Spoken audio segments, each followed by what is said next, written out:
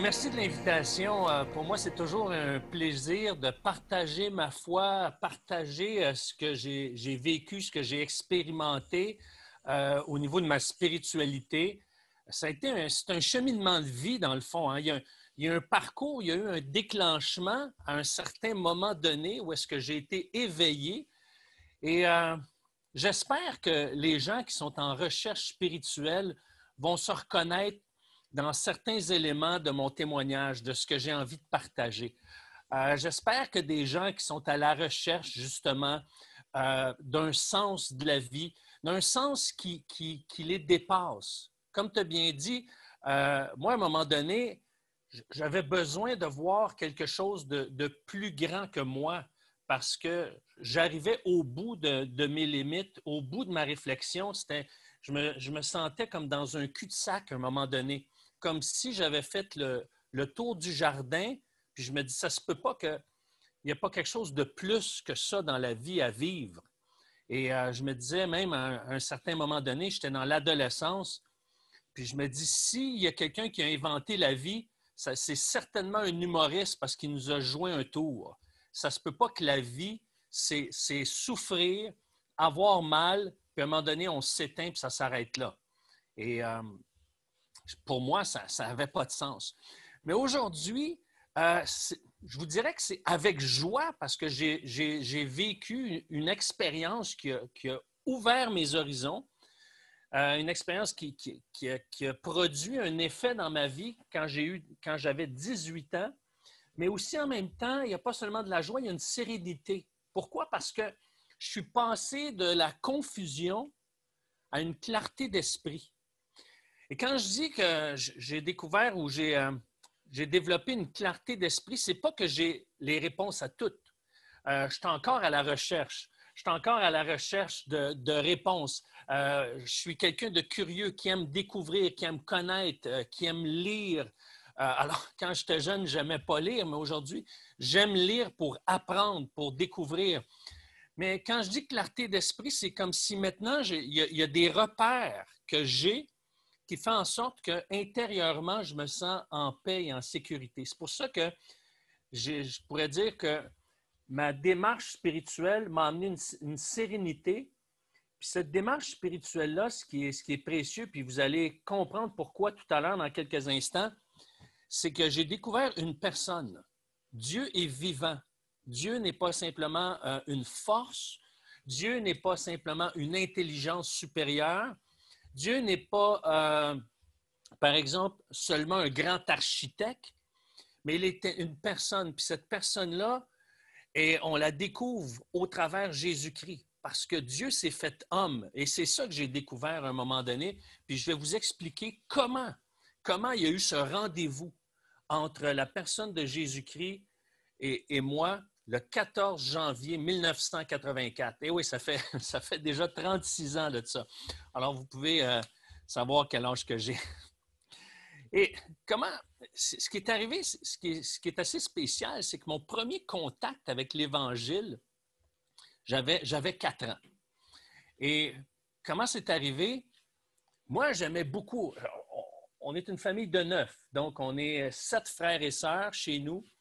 On est dans les années 60 et j'aimais toujours ça, avoir de la visite. Ça mettait de la vie. Et ce qui était spécial, c'est que quand il y avait de la visite, ma mère sortait les chips. Alors là, pour moi, c'était la fête. J'ai 4 ans, ma mère sort les chips. Je lui demande, qu'est-ce qui se passe, maman? Ben, elle me dit, on a un rassemblement de famille. Je dis, ben, quel honneur! Ben, c'est la fête de Jésus qui est ressuscité. Pour moi, 4 ans, le mot ressuscité, hein, c'est comme dire à quelqu'un anticonstitutionnel. Tu sais, c'est comme, pour moi, c'était un gros mot, un mot que c'était hors de portée pour moi. Alors, je lui demande, c'est quoi ça, ressuscité? Mais c'est un monsieur qui est mort, puis il est redevenu vivant. Et là, je suis sorti dehors en courant. C'était sur le boulevard O'Brien. Et là, je dis à tout le monde de sortir, d'aller sur leur perron pour dire, j'ai une bonne nouvelle à vous annoncer. Il y a un monsieur qui est mort puis il est revenu à la vie. Puis je me souviendrai toujours, il y a une des voisines qui est sortie dehors, elle s'est croisée les bras comme ça. J'ai l'image là, dans ma tête, c'est frais encore. puis elle se met à sourire, elle me regarde parce que je suis tout mignon, j'ai 4 ans. Et moi, je suis choqué. Je dis, c'est pas drôle, ça. C'est sérieux. Quelqu'un était mort, puis il est revenu à la vie. On ne fait pas de farce avec ça. Là, je suis revenu chez nous un petit peu insulté, mais en même temps, tout joyeux d'avoir appris cette bonne nouvelle-là. Et c'est dans ma mémoire d'enfant, après ça, j'ai toujours eu cette impression-là que j'étais appelé à servir Dieu. Et quand j'étais à l'époque, on avait des cours d'enseignement moral et religieux, de foi chrétienne, et c'était mon cours préféré. Et je posais des questions, je voulais comprendre, je demandais à mes enseignantes, mais comment on fait pour avoir la vie éternelle, madame? S'il faut avoir la foi, puis on perd la foi, est-ce qu'on va être sauvé quand même? Et là, quand on arrivait dans la cour d'école, puis on avait appris des leçons sur certaines valeurs, tout ça, je disais à mes amis, ben voyons donc, on vient d'apprendre ça, on ne peut pas parler comme ça, on ne peut pas agir comme ça. Et j'avais un désir de servir Dieu. J'avais hâte d'être en 4e année au primaire pour pouvoir être servant de messe. Et je me suis inscrit comme servant de messe et quelques mois, 1 an et demi plus tard, je suis devenu responsable des servants de messe et c'est moi qui officiais toutes les funérailles à titre de servant de messe et j'étais bien content de ça. Et là, quand je suis arrivé au secondaire, ben là, j'ai commencé à jouer de la musique, écouter de la musique rock et puis à me distancer de la vie de l'Église. J'ai toujours comme, j'avais cette, comment dirais-je, je savais que Dieu existait, c'était dans mon cœur, c'était clair, mais ce qui n'était pas clair, c'était comment je vis ma foi. Puis j'étais de moins en moins attiré par la vie de l'Église, par les sermons, et puis je trouvais ça long, je trouvais ça ennuyeux. Mais il y avait quelque chose qui me fascinait parce que le dimanche matin, au lieu d'aller à l'église, j'écoutais des évangélistes qui prêchaient l'Évangile. Et j'étais surpris de voir que des gens adultes se faisaient baptiser. Parce que moi, dans ma communauté chrétienne, on baptisait les enfants. Puis là, je me disais, c'est-tu parce qu'ils ont changé de religion? Je ne comprenais pas. Je ne captais pas ça. Je ne comprenais pas pourquoi. Et là, je commençais à me poser des questions parce que je me dis, il me semble que c'est vivant ce qui nous parle là. Puis moi, dans mon église, c'est pas vivant, c'est mort. Je décrochais, j'écoutais pas le message parce qu'on dirait que ça me rejoignait pas. Puis à un moment donné, tout près de chez nous, l'autre côté de la rue, en Billet, il y a une petite communauté de foi protestante qui était là, une communauté chrétienne. Puis la différence que je voyais avec mes yeux entre ma communauté chrétienne et celle-là, c'était que quand celui qui officiait la cérémonie dans l'église dans laquelle je participais avait terminé, tout le monde partait quasiment en courant, démarrait les autos, voulait s'en aller le plus vite possible pour aller dîner. Mais cette communauté-là, quand tout était fini, ils restaient ensemble devant sur le perron. Il y avait de la pelouse, les enfants jouaient là, il y avait de la vie, c'était chaleureux. Et là, j'ai dit à ma mère, je dis, c'est là que je veux aller, maman. Il me semble qu'il y a de la vie, là. Il se passe quelque chose. Ils sont bien ensemble. Ils ne veulent pas s'en aller. Ils sont contents, ça reste long. Ils ne restent pas parce qu'ils sont obligés, ils restent parce qu'ils ont du plaisir à être ensemble. Puis ma mère, elle m'a dit, ben non, tu ne peux pas aller là parce que ce n'est pas la même foi. Et là, j'étais là, c'est-tu dommage? C'est dommage. Et au cours de mon adolescence, j'étais resté sur mon appétit, comme si j'avais soif de plus de Dieu, mais je n'avais pas le goût de vivre dans une communauté qui me donnait des règles à suivre, puis de me sentir toujours mal, toujours coupable, ou jamais dedans, ou comme si ce que je suis, c'est pas correct. Mais je savais que je faisais le mal. Je savais que le mal était en moi. Je savais que je péchais. Je savais que je désobéissais aux ordres de Dieu. Mais en même temps, je recherchais à être libre de cette condamnation-là, mais je ne la retrouvais pas. C'est comme s'il y avait une confusion en moi qui était grande. Et tout au long de mon parcours au secondaire, j'aimais parler de Dieu avec mes amis, mais on mélangeait tout. On mélangeait les extraterrestres, l'ésotérisme, la mythologie. Puis Jésus, c'était un grand sage au milieu de tout ça. Et puis on m'avait dit à l'école, ben la foi chrétienne, c'est la meilleure. Mais moi, je demandais, mais nous, on dit ça. Mais si les autres disent la même chose, qui dit vrai au milieu de tout ça? Alors, il y avait beaucoup de confusion. Et même, il y avait une confusion, pas juste au niveau de la foi, mais au niveau de mon identité.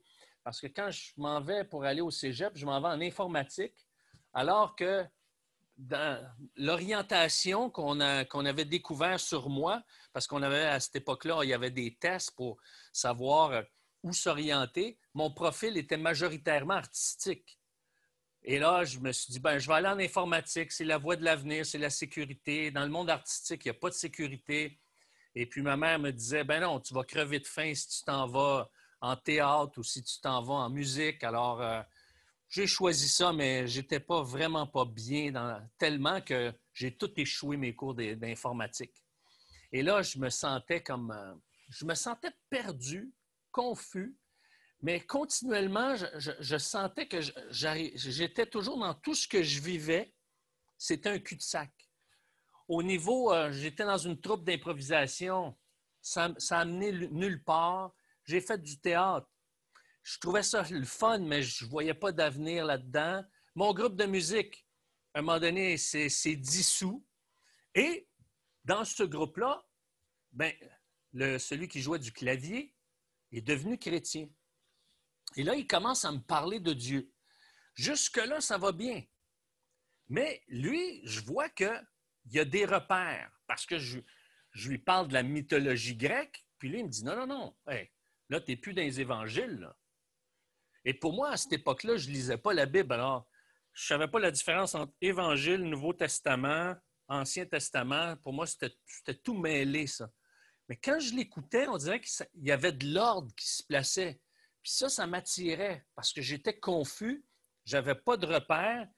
Puis, plus que je l'écoutais, je n'étais pas toujours d'accord avec lui parce que ça me confrontait. Mais à quelque part, je me disais, il y a quelque chose de sérieux puis de solide là-dedans. Et là, il me pose la question qui tue. Hey Eric, on a des bonnes discussions. Aimerais-tu venir à notre église un samedi soir? On fait une petite étude biblique, c'est chaleureux, le pasteur, il est comique, il fait même des blagues. J'ai dit, ah, des blagues dans l'église? Je dis, j'espère qu'il ne se moque pas de Dieu. Il dit, non, non, non, c'est juste qu'il a une allure sympathique puis il est drôle. Et là, j'ai dit, non, non, je suis occupé samedi soir, voyons donc. Ben, il dit, qu'est-ce que tu fais? Je dis, je ne le sais pas, mais je fais toujours de quoi le samedi soir? Mais pas aller à l'église. Puis là, il dit, ben, si tu fais rien, pourquoi tu ne viens pas? Et là, je me suis dit, OK, moi, il dit que j'y vais, je vais y aller. Puis comme ça, si jamais il me réinvite, je vais dire, j'ai trouvé ça plate, j'y ai déjà été, je sais c'est quoi. Là, je ne pouvais pas lui dire, c'est plate ton église ou ça n'a pas d'allure, j'y ai jamais été. Alors, on soupe ensemble, on s'en va. Là, je rencontre des amis qui étaient dans mon cercle d'amis, qui sont devenus chrétiens, la Bible en dessous du bras. À l'époque, il n'y avait pas de téléphone cellulaire. Alors, on se promenait avec la Bible en papier. Et il n'y avait pas d'outils électroniques là, où est-ce qu'on pouvait lire la Bible sur un écran. Et là, je m'assois, je vois des gens de mon âge qui sont intéressés, mais quand le pasteur parle, c'est comme s'il était en train de décrire ma vie. Puis il parle des choses que même mon ami Réal, c'est Réal Gaudreau, qui est pasteur aujourd'hui, connaissait même pas. Je dis, ça se peut pas que c'est Réal qui a dit ça. Il ne sait même pas ça que je vis ça en ce moment. Et là, je me suis dit, attends une minute, là. Soit que le pasteur, c'est un charlatan, puis qui est connecté avec des bizarres d'esprit, ou soit que c'est un homme de Dieu. Alors, je suis allé poser une question sur la Bible, et là, je ne savais plus quoi dire. Et il me dit, Éric, ça t'intéresse la foi? Oui, oui, ben, j'ai des questions, j'ai besoin de réponses. Mais il dit, ce soir, si tu meurs, tu vas où? Et là, je savais qu'est-ce qu'il voulait sous-entendre quand il me disait, tu vas où? Est-ce que je vais dans la présence de Dieu ou je vais être condamné éternellement? Et puis, là, je lui réponds, je dis, écoute, je sais que je ne suis pas parfait, je sais que le mal que je ne veux pas faire, je le fais malgré moi, malgré mes valeurs. Puis le bien que je voudrais faire, là, que j'aspire, je n'arrive pas à le faire aussi bien que je voudrais. C'est un échec à ce niveau-là. Et là, Je savais que j'étais un pécheur. Je savais que j'offensais Dieu. Je savais que je n'étais même pas cohérent avec mes propres valeurs, mes propres croyances. Mais j'ai dit, il y a une chose, par exemple. Et c'était Jeff Lorrain qui était là. J'ai dit, mais il y a une chose, Jeff. Moi, là, j'essaie toujours de faire plus de bien que de mal pour que quand je vais arriver devant Dieu, je vais dire, hey, Seigneur, j'ai peut-être pas été à la hauteur, mais j'en ai fait des efforts pour faire ce qu'il y a de mieux. Puis j'espère que tu vas voir mon cœur là-dedans. Mais il dit ça, c'est toi. Mais Dieu, c'est pas comme ça qu'il fonctionne. Je dis, mais sur quoi tu te bases pour dire ça? La Bible. Et là, ça faisait du sens parce que le Saint-Esprit m'avait préparé. Quelques mois auparavant, j'étais arrivé à une conclusion que tout ce que les hommes avaient ajouté à la Bible venait des hommes, puis tout ce que les hommes avaient enlevé de la Bible venait des hommes. C'est comme si Dieu m'avait préparé en disant, je vais me révéler à toi au travers un groupe qui met la Bible en priorité. Et là, quand j'ai vu que c'était le rendez-vous divin, là, je le savais que si je manquais ce rendez-vous-là, je savais que si je mourais ce soir-là, je n'étais pas dans la présence de Dieu. C'était comme clair pour moi. C'était une évidence. C'était pas, il essayait de me faire sentir coupable. C'était comme, à l'intérieur de moi, là, c'était comme si j'étais dans une foule d'un million de personnes, là, puis tout le monde était bien en bleu, puis moi, j'étais bien en jaune. C'était vraiment comme ça. Là, là je dis, OK, ça, c'est le rendez-vous. Là, je découvre que j'essaie de mener ma vie, ça ne m'amène nulle part. J'arrive toujours dans un cul-de-sac. Je suis confus. Et là, je sais que Jésus, c'est Dieu fait homme. Je sais qu'il n'y en a pas d'autre qui est mort pour moi. C'était comme, tout ça devenait clair. Là. C'était comme un jeu de domino. Là. C'est comme un petit bloc en arrière de l'autre. Là. Ça faisait comme, OK, là, c'est le rendez-vous. Là, j'ai besoin maintenant que ma vie ne soit pas basée sur mes choix, mais que mes choix, qui font partie de ma personne, soient éclairés par Dieu pour que je sois guidé par Dieu. Et maintenant, j'avais besoin d'arriver à une chose très claire, à être sauvé par Dieu. Je dis, hey, Seigneur, et c'est là que il dit, on va prier ensemble. Et j'ai dit, Seigneur, je sais que je suis un pécheur, je sais que je passe à côté, puis je sais que je n'arriverai jamais à faire le bien que tu me demandes. C'est pour ça que j'ai besoin que tu me sauves maintenant. C'est pour ça que j'ai besoin maintenant que tu m'éclaires, que tu me guides, que tu m'instruises.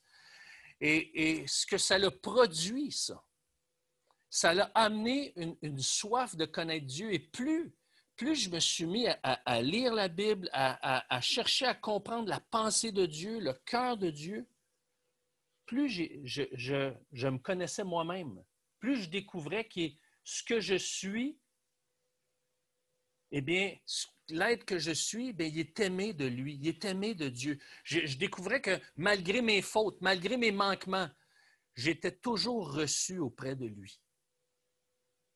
Et pendant des années, cette vision-là, cette perspective-là a été, s'est construite à l'intérieur de moi. Et en 2012 est arrivée une épreuve qui a marqué ma vie. Une épreuve qui m'a jeté à terre. Je suis arrivé le samedi matin, en avril 2012, et j'ai retrouvé ma femme sans vie.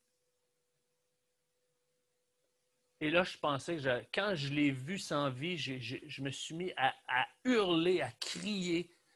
Puis je me dis, hey non, là, ça ne fait pas de sens. Là, c'est comme si j'avais l'impression que ma vie s'écroulait, que là, c'était fini. Ma vie n'avait plus de sens. Puis à ce moment-là, il y a une voix intérieure dans ma conscience. Ce n'est pas une voix audible, c'est vraiment, il y a quelque chose, c'est comme si mes esprits se sont rassemblés. Et j'attribue ça au Saint-Esprit. Et ça disait dans ma tête, sois solide, tes enfants ont besoin de toi maintenant. Et là c'est comme si ça m'a réveillé, comme si je ne devais pas m'effondrer à ce moment-là. c'est comme s'il y avait une force qui me soutenait, à un point tel, quand les policiers sont arrivés, ils ont dit « Comment vous faites pour être si calme? » Moi, je pouvais juste attribuer ça à l'Esprit de Dieu qui me soutenait. Évidemment, j'étais en état de choc parce que une fois que les policiers sont rentrés, ils m'ont fait sortir de la maison. Moi, je suis allé en arrière, puis je me suis mis à crier, puis à vouloir évacuer tout ce qui se passait à l'intérieur de moi. Puis après ça, tranquillement, il y a une paix qui est arrivée, puis mon ami, puis mon pasteur Louis Bourque est venu m'accompagner, il était là avec moi. Et dans les jours et dans les semaines qui ont suivi, ça a été très difficile. J'avais des temps où est-ce que je descendais dans le sous-sol, puis je me mettais à pleurer. Et des fois, j'écoutais la vidéo de notre mariage et je me mettais à pleurer. Mais je savais, c'est comme si je me disais, j'aimerais tellement ça que Dieu me guérisse là de ma douleur. Mais avec le recul, c'est comme si je savais qu'il était là comme un ami qui ne peut rien faire pour toi, mais qui est juste là pour t'accompagner. Qui est là que, tu sais, je ne sais pas, vous êtes sur votre lit d'hôpital, puis la personne qui vient vous voir ne peut pas vous guérir, mais sa présence amène une chaleur, un réconfort, et je savais que je pouvais justement m'appuyer sur lui. Je savais que je pouvais pleurer devant lui, je savais que je pouvais crier devant lui, je savais que je pouvais ouvrir mes entrailles puis lui dire ce que je vivais puis que je filais pas. Puis et tout cet apprentissage de la Bible puis d'avoir expérimenté que Dieu répond aux prières, Dieu nous donne des promesses dans sa parole, il est fidèle à ses promesses, eh bien, ça a contribué à ce que je puisse passer au travers cette épreuve-là, malgré toute la douleur, avec une sérénité. Et je me suis senti soutenu et les forces sont revenues. Et ce que ça a produit, cette épreuve-là, de la vivre avec Dieu, maintenant, quand je lis la Bible, je ne la lis plus de la même façon. Savez-vous pourquoi?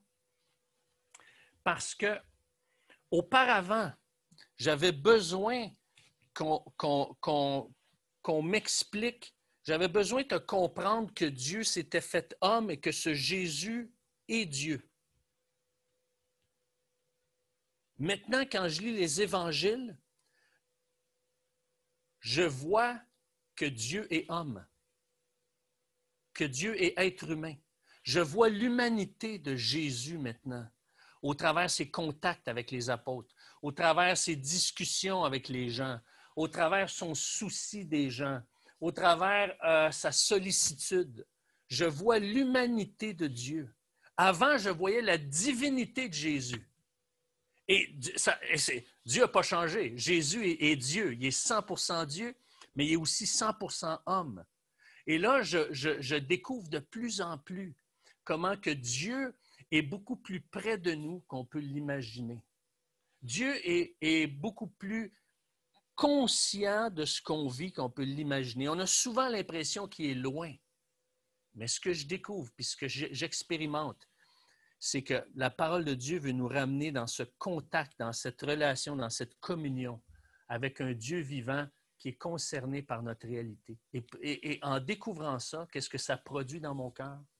Un amour pour lui, un goût de le connaître davantage et un goût de le faire connaître. Un goût de parler de lui. Et c'est pour ça qu'à chaque fois que j'ai l'occasion de pouvoir parler de Dieu, eh bien, pour moi, c'est un grand plaisir parce qu'il a fait un grand bien dans ma vie. Il m'a sauvé, il m'a donné la vie éternelle gratuitement.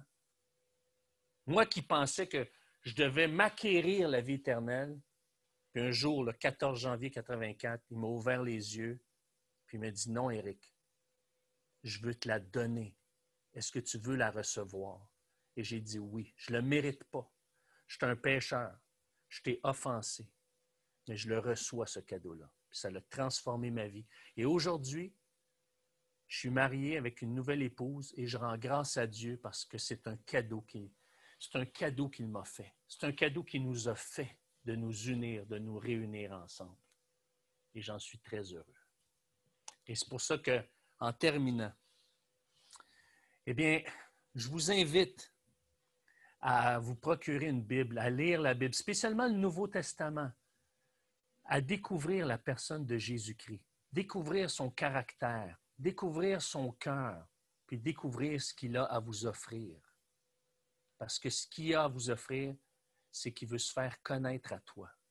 Il veut se faire connaître à toi et te donner une espérance éternelle. Il ne veut pas que tu la jettes, il veut te la donner. Et ça, c'est le cadeau gratuit de la vie éternelle. C'est ce qui m'a donné de l'espoir, de découvrir le Dieu de la Bible, Jésus-Christ, qui est mort à la croix pour moi, qui a pris mes fautes à la croix et qui est ressuscité.